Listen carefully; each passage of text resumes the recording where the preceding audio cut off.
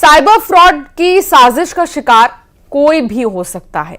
इन ठगों को ना मंत्री का डर है, ना पुलिस का खौफ है, ना ही कलेक्टर से, जिनका उसूल है मनी मनी। फेक आईडी का ये जाल आप भी देखिए और सावधान हो जाइए।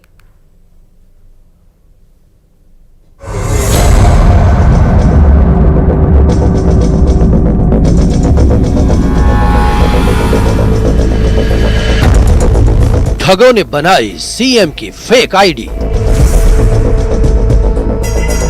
मंत्री जी आखिर क्यों हुए हैरान?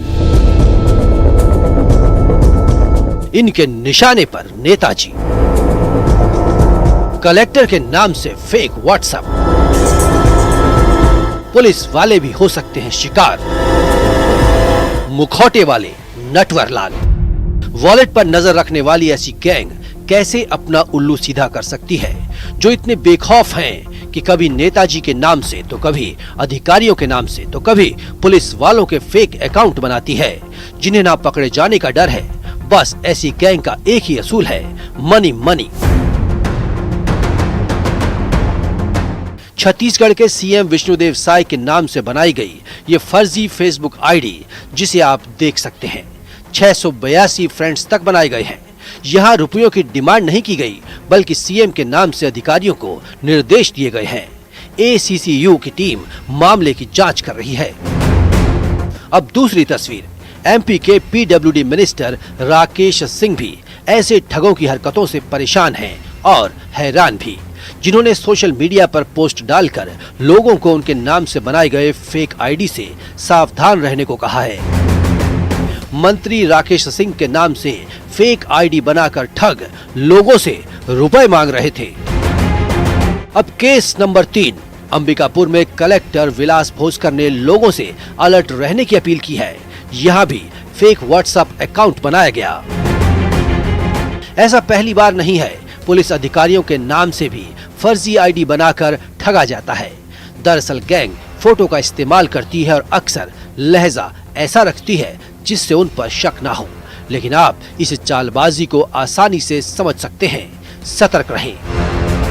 रायपुर में तनु वर्मा, जबलपुर में पवन पटेल और अंबिकापुर में श्रवण गुप्ता के साथ bureau report, news 18, Madhya Pradesh, Chhattisgarh. Mumbai से एक हैरान कर देने वाली खबर सामने आई। यहां एक शख्स ने ऑनलाइन शॉपिंग ऐप से 55,000 रुपए का मोबाइल फोन ऑर्डर किया था, लेकिन जब उसका पार्सल घर पहुंचा तो उसे देखकर होश उड़ गए। पार्सल के अंदर चाय पीने वाले कप का सेट निकला। देखिए रिपोर्ट।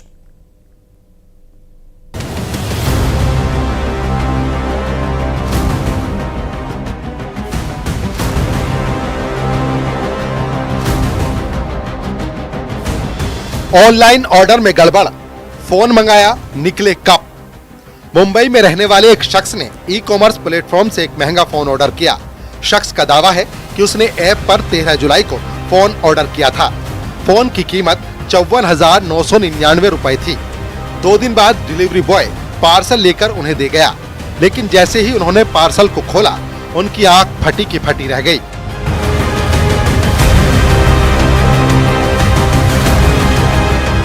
पेशे से डिप्टी इंजीनियर अमर चौहान का दावा है कि पार्सल के अंदर फोन था ही नहीं। इसका उन्होंने वीडियो भी बनाया है, जिसमें वो डिलीवरी किए गए सामान को दिखा रहे हैं। उसमें से 6 कप का एक सेट निकला। इसका एक सीसीटीवी फुटेज भी सामने आया है।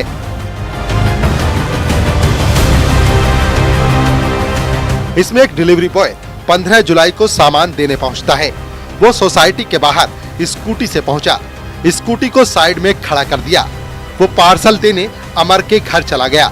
उनके परिवार ने पार्सल ले लिया, जिसके बाद डिलीवरी बॉय लौट आया, लेकिन दावा है कि बाद में जब डिलीवरी बॉक्स का टेप हटाया गया तो बॉक्स के अंदर से कप मिले। उन्होंने इस गड़बड़ी की शिकायत ई कॉमर्स प्लेटफॉर्म और विक्रेता फर्म से भी की, लेकिन वहां से भी उनको कोई संतोषजनक जवाब नहीं मिला। उनका आरोप है कि सामान बदलना तो दूर, उनकी समस्या को ढंग से नहीं सुना गया। इसके बाद उन्होंने एफआईआर दर्ज कराई है। पुलिस मामले की जांच में जुटी है। पुलिस के मुताबिक अमर चौहान की शिकायत पर धोखाधड़ी का केस दर्ज कर लिया गया है।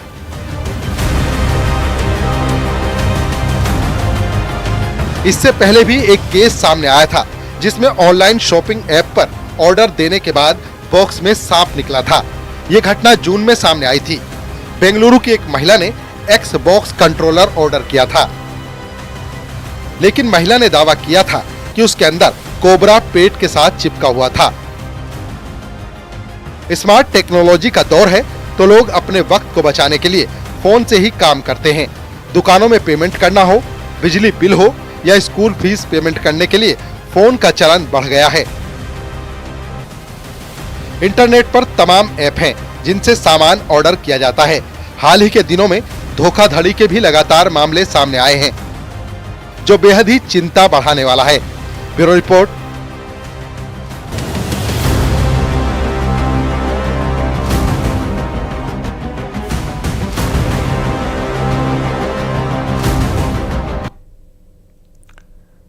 डायबिटीज, ब्लड प्रेशर आजकल एक आम बीमारी सी बन गई है। मेडिकल साइंस में इलाज को आसान करने के लिए लगातार शोध चलते हैं। दिल्ली के सबसे बड़े अस्पताल एम्स से एक अच्छी खबर सामने आई है, जो डायबिटीज के मरीजों के लिए कारगर साबित हो सकती है। देखिए रिपोर्ट।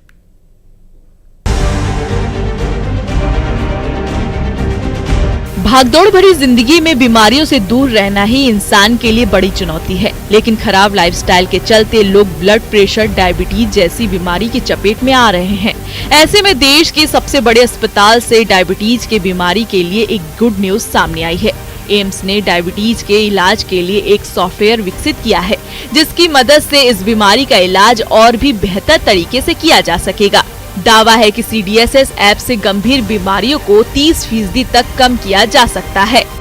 तो सबसे महत्वपूर्ण हमने दिखाया है कि ना केवल वो कम हो गई वैल्यूज, बट उनके कारण जो शारीरिक जटिलताएं होती हैं, जो कॉम्प्लिकेशंस होते हैं डायबिटीज के मरीजों में, उसकी संभावना में 30% घटौती हुई है।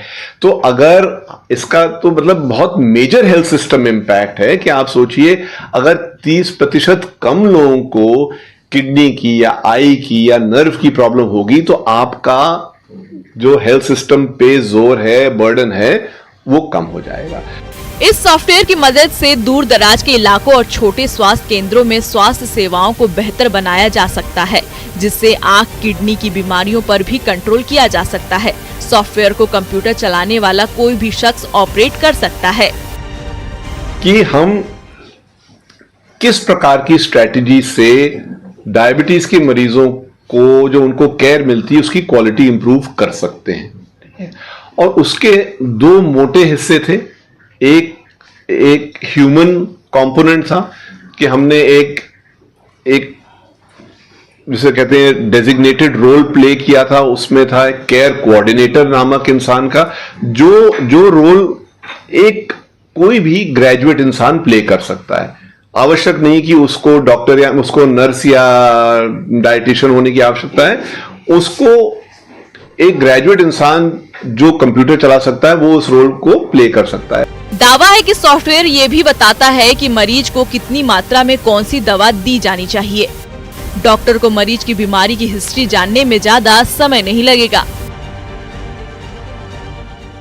जैसे अगर मैं डायबिटीज का मरीज हूं, तो मेरे बारे में जो इंफॉर्मेशन है एज अ पेशेंट, मेरे आजकल क्या दवाइयां चल रही हैं और उन दवाइयों को खाते खाते मेरी कैसी रिपोर्ट आ रही है, उस इंफॉर्मेशन का वो CDSS विश्लेषण करके एक सुझाव पेश करता है डॉक्टर को कि इस परिस्थिति में हमें लगता है इसका ये बदलाव लाना चाहिए, ट्रीटमेंट में ये दवाई बढ़ानी चाहिए, ये घटानी चाहिए, ये ऐसी की ऐसी रखनी चाहिए। और उसके बेसिस पे डॉक्टर अपना निर्णय ले सकता है। ये रिसर्च साल 2011 के जनवरी में शुरू होकर सितंबर 2019 में पूरी हुई। इसमें 10 शहरों के मरीज शामिल किए गए थे, जिसके नतीजे काफी सकारात्मक आए थे।